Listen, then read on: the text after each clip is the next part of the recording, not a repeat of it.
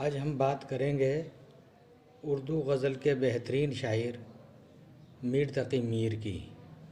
میر تقی میر کو بڑے بڑے شعراء نے، بڑے بڑے نقادوں نے اور بڑے بڑے علماء ادب نے مختلف خطابات سے نوازا ہے۔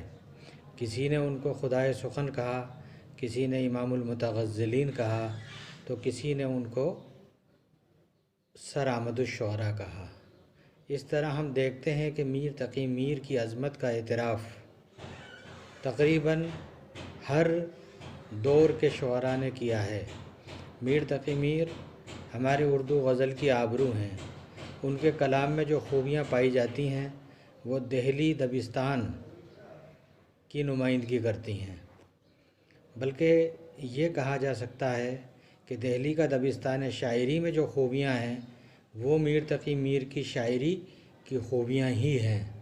ایک اس پائے کا شاعر جس کی عظمت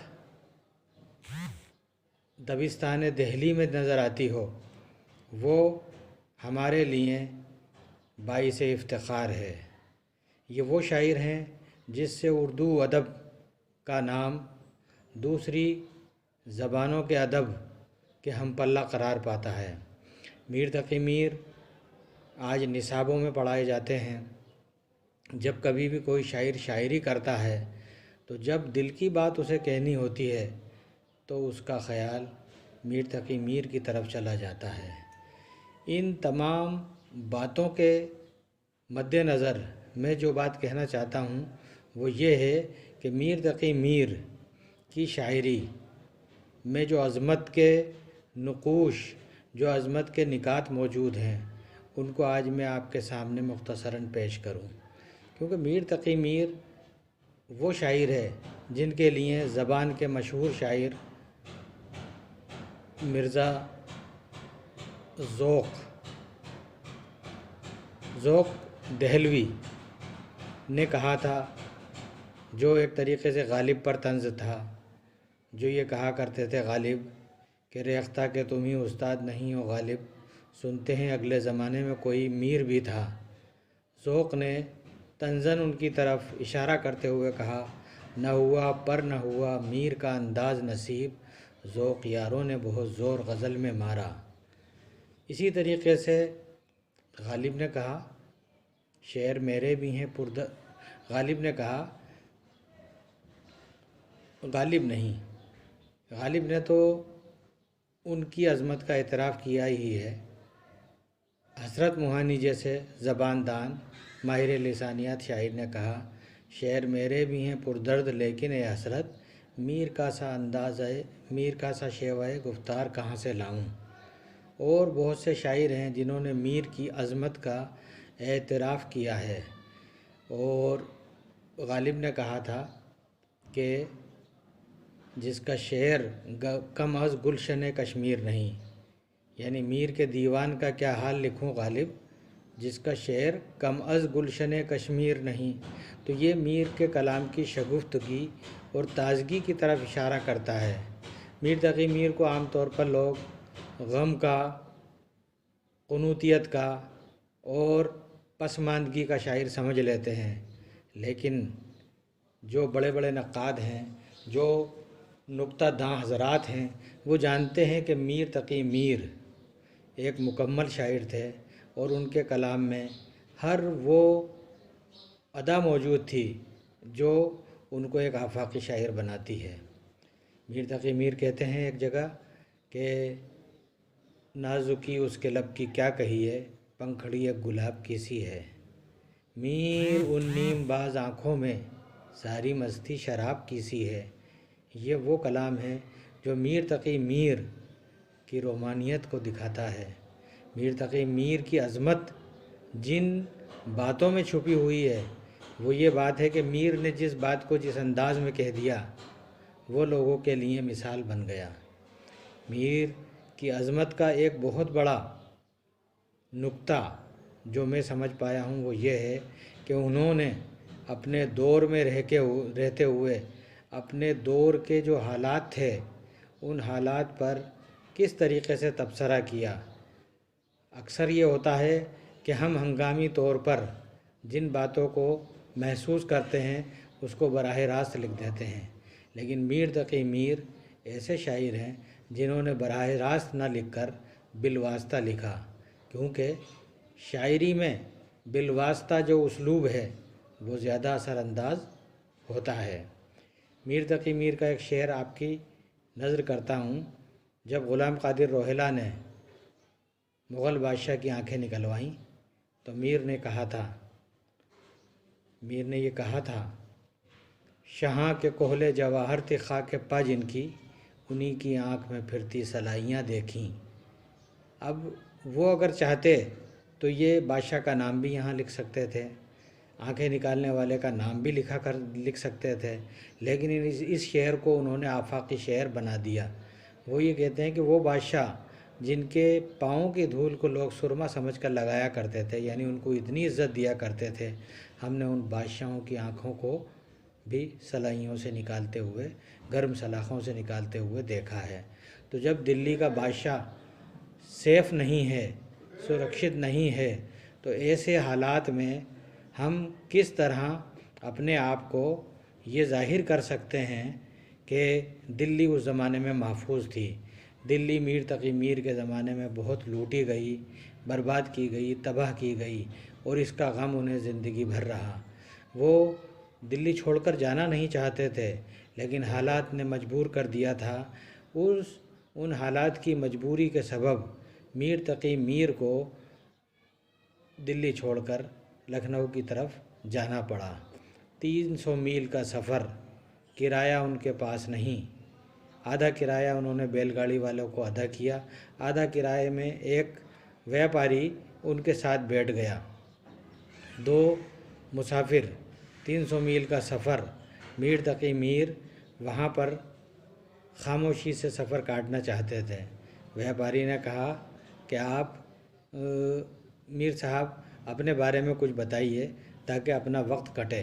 تو میر تقی میر نے انکار کرتے ہوئے یہ کہا کہ میں آپ کا تو وقت کٹتا ہے، لیکن میرا جو انداز ہے، میرا جو اسلوب ہے، میری جو زبان ہے، اس سے فرق پڑتا ہے۔ تو جس شخص نے اپنی زبان کی، اپنی تہذیب کی حفاظت اس انداز میں کی ہو تو کیوں نہ خدائے سخن ہو۔ آج ہم میر تقی میر کے بارے میں یہی تمام چیزیں جو ان کو ایک عظیم شاعر بناتی ہیں۔ دلی میں سینکڑوں اچھے شاعر ہوئے، لیکن جن کو عظمت ملی ان میں میر تقی میر سر فہرست ہیں۔ میر تقی میر کے کلام میں جو روح عصر ملتی ہے، جو اس شور سے میر روتا رہے گا تو ہمسایہ کاہے کو سوتا رہے گا، یہ اس دور کے حالات تھے کہ جب کسی کو کوئی تکلیف پہنچا کرتی تھی تو اس تکلیف کے اندر آس پاس پڑوس کے تمام لوگ جو ہے شریک ہو جایا کرتے تھے۔ لیکن آج کا دور کا شاعر کیا کہتا ہے، میرے گھر میں کوہرام ہوتا رہا، میرا ہمسایہ سوتا رہا۔ تو یہ اس دور کا تقاضا تھا، یہ اس دور کا تقاضا ہے۔ بڑے بڑے جو فلیٹس ہیں، ان فلیٹس میں لوگ رہتے ہیں، کئی منزلہ ان میں عمارتیں ہوتی ہیں، ان عمارتوں میں ایک فلیٹ کسی کا ہوتا ہے، تو ایک فلیٹ سے جنازہ نکل رہا ہوتا ہے، دوسرے فلیٹ میں چادر میں ڈھکے ہوئے لوگ اپنے آپ کو ٹی وی اور دوسرے اشغال میں مشغول رکھتے ہیں۔ تو یہ وہ تمام چیزیں جو حالات پر تبصرہ کرتی تھیں، وہ میر تقی میر کے کلام میں ہمیں بہت آسانی سے مل جاتی ہیں۔ دلی میں آج بھیک بھی ملتی نہیں انہیں، تھا کل تلک دماغ جنہیں تخت و تاج کا۔ میر تقی میر کے کلام میں جو ایک بنیادی خوبی جو تمام شاعروں میں اس دور میں بھی پائی جاتی تھی، وہ یہ تھی کہ انہوں نے تصوف کو پریکٹیکلی جیا تھا۔ ان کے والد ایک بڑے صوفی تھے اور بچپن میں میر تقی میر کی بہت خاطر و مدارات ان کے مرید کیا کرتے تھے۔ میر کی بد دماغی بھی شاید اسی وجہ سے تھی کہ جب ان کے والد صوفی تھے اور ان کے مرید ان کے ساتھ میں بہت زیادہ اچھا سلوک کرتے تھے، لیکن والد کے انتقال کے بعد جب لوگوں نے نظریں پھیر لیں تو میر تقی میر کے دماغ پر اس کا اثر ہوا اور وہ بد دماغی کی حالت میں چلے گئے۔ انہیں اکثر ایسا لگا کرتا تھا کہ ان کی محبوبہ ان کے پاس آ کر بیٹھی ہوئی ہے اور وہ باتیں کر رہے ہیں، ऐसी रिवायतें हमें मिलती हैं कि उनकी महबूबा उनके पास बैठी हुई है और वो उससे बातें कर रहे हैं। लोग उनको देखते थे कि अकेले में बातें कर रहा है और उनको दीवाना मजनू तसव्वुर करने लगे थे। मीर तकी मीर का मामला ये है कि जब उनके वालिद का इंतकाल हुआ तो वो बचपन की उम्र में थे और उनके सौतेले जो भाई थे उन्होंने बाप का सारा कर्ज़ मीर के ज़िम्मे डाल दिया, सारी जायदाद पर कब्ज़ा कर लिया। अब मीर तकी मीर के पास में ना तो रोटी रोज़ी थी, ना ही कोई जायदाद प्रॉपर्टी थी और बाप का कर्ज़ा और उनके ज़िम्मे था। इतनी मुसीबतें, परेशानियां, एक नन्हा सा दिल और दिल्ली पर आई दिन की मुसीबतें, कभी सिखों के हमले, कभी जाटों के हमले, कभी मराठों के हमले, कभी जो है रोहिलों के हमले। इन हमलों से दिल्ली आए दिन तबाह हो रही थी। इस तबाही को वो अपनी आँखों से देख रहे थे, महसूस कर रहे थे। जो दिल से प्यारी उनको दिल्ली थी उसको छोड़ने पर मजबूर होना पड़ा। लखनऊ जब गए तो लखनऊ के बांके तिरछे लोगों ने उनका मजाक उड़ाया। उनकी पुरानी वज़ह ख़ता देख कर उनको बड़े सरे बज़्म ये कहा गया कि मियाँ क्या हाल है, आप कहाँ से तशरीफ़ लाए हैं, अपने बारे में कुछ तो बताइए। मीर तकी मीर इस तंज़िया बातों को खामोशी से बर्दाश्त किया और जब उनका मौका सरे महफ़िल मुशायरा पढ़ने का आया तो उन्होंने उन लोगों को जवाब दिया, क्या बूद व बाश पूछो हो पूरब के साकिनों, हमको गरीब जान के हंस हंस पुकार के। दिल्ली जो एक शहर था आलम में इंतखाब, रहते थे मुंतखब ही जहाँ रोज़गार के, उसको फलक ने लूट के वीराना कर दिया। हम रहने वाले हैं उसी उजड़े दयार के। तो ये मीर तकी मीर का जब कलाम उन्होंने सोज़ो गुदाज में डूबा हुआ देखा, इस किस्म की शायरी लखनऊ में कहीं देखने को नहीं मिलती थी। लोग उनके मुरीद हो गए, वाहवाही से उनको नवाजा गया और उनको खूब दादो तहसीन मिली। वहाँ के जो नवाब थे उनकी क़ुर्बत हासिल हुई, उनका वजीफ़ा मुकर्रर हुआ और उनकी परेशानी कुछ दिनों के लिए टल गई। लेकिन मीर तकी मीर का मिजाज खुददारी लिए हुए था। वो अपनी अना को कभी ठेस नहीं पहुंचने देते थे। एक बार का वाक़या है कि नवाब साहब अपनी लाइब्रेरी का जो है मुआयना कर रहे थे।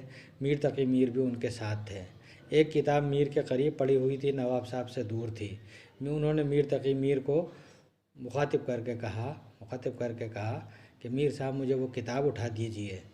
मीर ने सुना, किताब उठाने ही वाले थे लेकिन उनकी अना फड़कने लगी और उनकी अना ने ज़ोर मारा और उन्हें ऐसा लगा कि कहीं ये आसपास बैठे हुए लोग ये ना समझ लें कि मैं इनका मुलाजिम हूँ।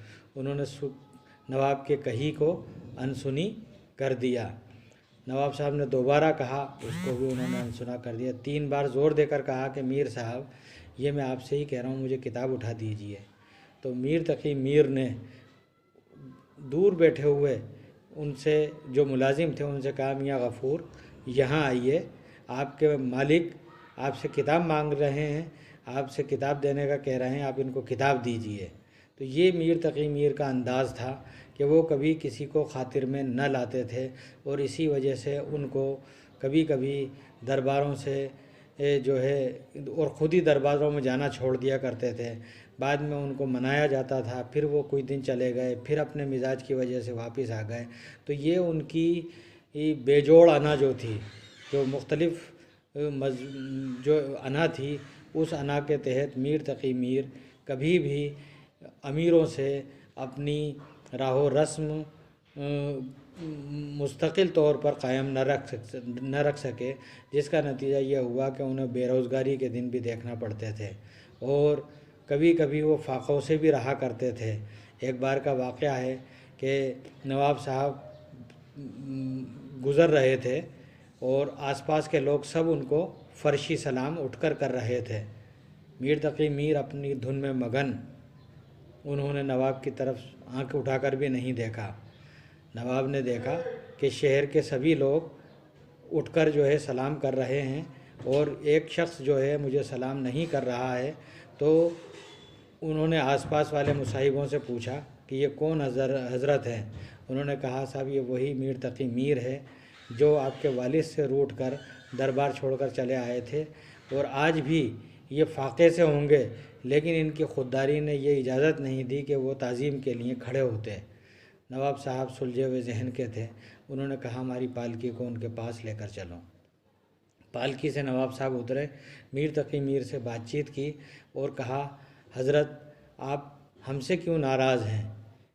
آپ ہمارے دربار میں تشریف لائیے، آپ کا دربار ہے اور ہمیں جو ہے خدمت کا موقع دیجیے۔ اور اس طریقے سے انہوں نے بڑی عاجزی کے ساتھ میں میر تقی میر کو مدعو کیا۔ میر نے کوئی جواب نہ دیا۔ نواب صاحب اپنی پالکی میں بیٹھ کر آگے بڑھ گئے۔ آخر میں میر تقی میر نے جو پیچھے ایک مصاحب چل رہا تھا اس کو روک کر کہا کہ میاں جا کر کہیے اپنے آقا سے کہ شرفا راستے میں بات چیت نہیں کیا کرتے۔ تو میر تقی میر کا یہ مزاج، جب اس نے جا کر کہا کہ صاحب میر تقی میر نے یہ کہا ہے، تو انہوں نے انشاءاللہ خواہ انشاءاللہ نے کہا کہ حضور میں کہتا تھا نا کہ یہ بڑا بد دماغ شاعر ہے اور یہ آج بھی بھوکا ہوگا، فاقے میں ہوگا، لیکن اس کی انا نے یہ اجازت نہ دی کہ آپ کی دعوت کو قبول کرتا۔ خیر نواب صاحب نے 1000 روپے رائج الوقت اور جو لباس تھا شاہی لباس وہ میر کی خدمت میں اپنے ایک چوکیدار کے ہاتھ پہنچایا۔ میر تقی میر نے اس کو واپس لوٹا دیا اور پھر بعد میں سید انشاءاللہ خاں انشاء کو بھیجا گیا۔ انشاءاللہ خاں انشاء سے میر تقی میر نے کہا کہ نواب صاحب میری عادت سے واقف، اس کے باوجود انہوں نے ایک معمولی چوکیدار کو میری توہین کرنے کے لیے میرے گھر پر بھیجا، اس لیے میں نے اس کو قبول نہ کیا۔ سید انشاءاللہ خاں انشاء نے ان کی بہت عاجزی کی، ان کے ساتھ میں انکساری سے پیش آئے اور انہوں نے کہا کہ آپ ہمارے کہنے سے یہ رکھ لیجئے، نواب صاحب بہت سادہ دل کے، سیدھے دل کے، نیک ہیں، آپ ان کو معاف کیجئے اور یہ انعام قبول کر لیجئے۔ تو اس طریقے سے میر تقی میر درباروں سے وابستہ ہوتے اور اپنی خودداری پر جہاں ٹھیس آتی ہوئی دیکھتے ان کو چھوڑ کر چلے جاتے۔ یہ خودداری ان کے کلام میں بھی ہمیں ملتی ہے۔ ان کے کلام میں بندگی میں بھی وہ آزادہ و خود بھی ہیں کہ ہم الٹے پھر آئے درِ کعبہ اگر وا نہ ہوا۔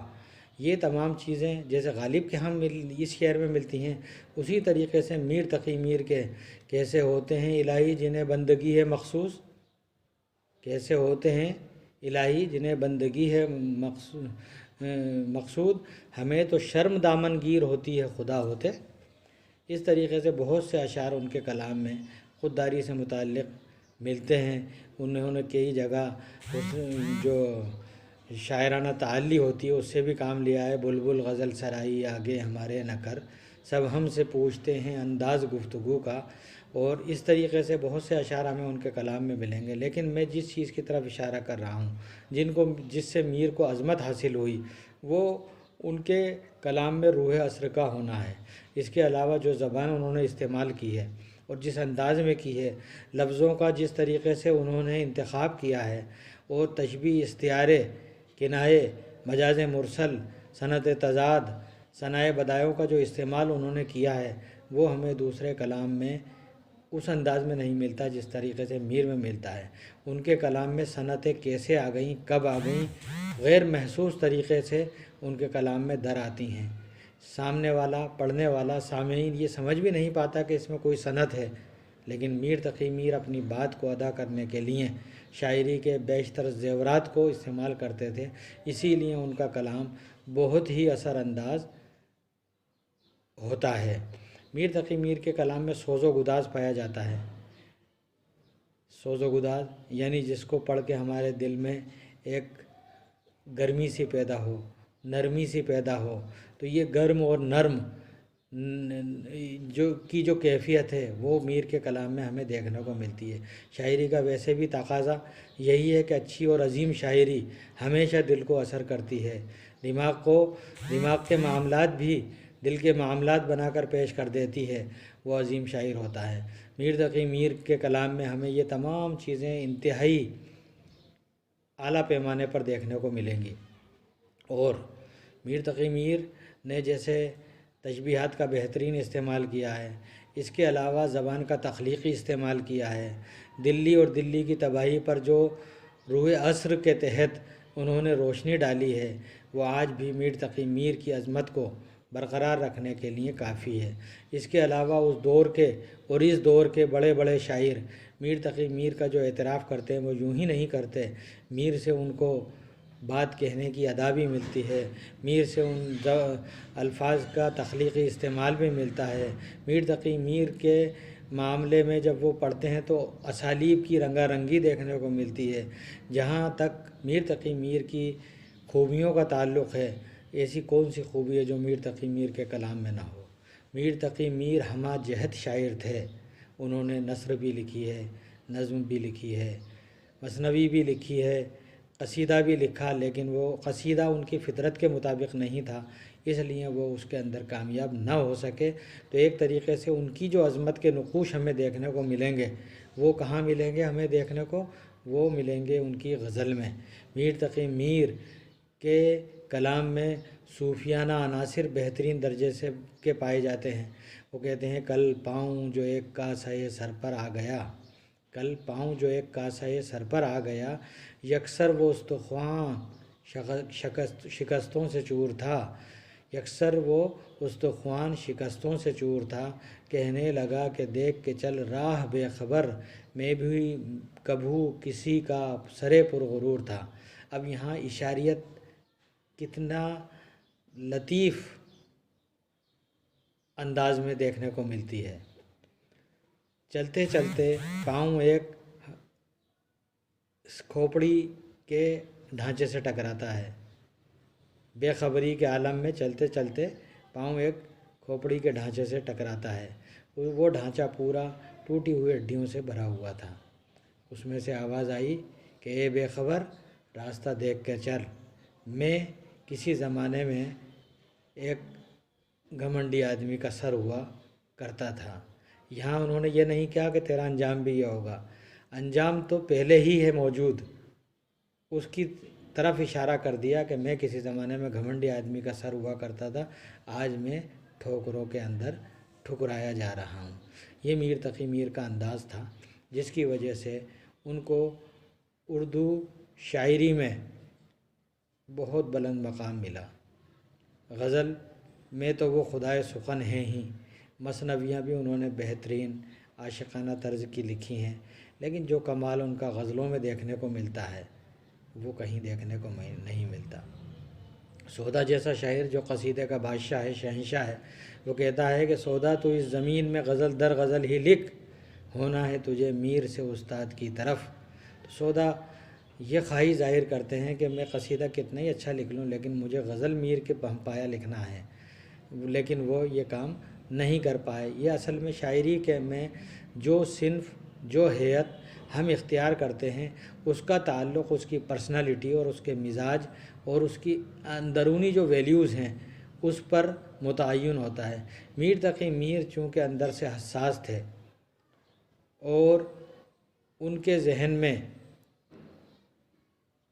مختلف قسم کی انسانی ہمدردیاں اور غموں کا جو انداز تھا، اس کو بیان کرنے کا جو انداز تھا، کچھ ان کی زندگی جس انداز میں انہوں نے جی تھی، وہ تمام چیزیں مل کر سوز و گداز کا ایک روپ لے لیتی ہیں۔ لیکن ہم اس کو مکمل طور پر غم کا شاعر نہیں کہہ سکتے، کیونکہ جیسے میں نے ابتدا میں بتایا تھا کہ میر تقی میر کے یہاں ہمیں بہت سے ایسے اشعار ملتے ہیں جو انتہائی شگفتہ اور انتہائی قسم کے رنگا رنگ قسم کے شاعر ہیں۔ اکثر ہم نصاب میں لکھی ہوئی غزلوں کو دیکھ کر میر کو ایک غم کا شاعر تصور کر لیتے ہیں، کیونکہ وہ زیادہ تر شاعری ایسی منتخب کی گئی ہے جس کے اندر غم کا پہلو زیادہ ہے۔